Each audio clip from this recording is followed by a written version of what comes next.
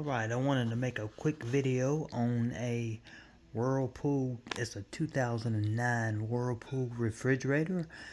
The handle on the refrigerator is loose, as you can see, and you can see behind it's quite loose. This is for a Whirlpool model. Right there it is, 2009.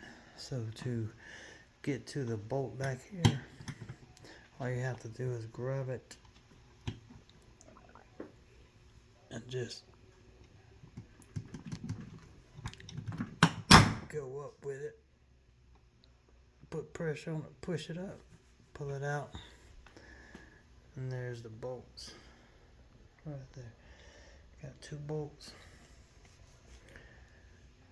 and you can tighten them up right there.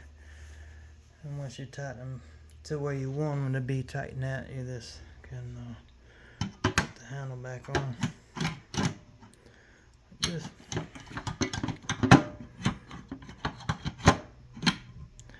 And all you do is pop it back down in place. Alright, and that's the model number. It's 2009 Whirlpool. Alright, thanks for watching.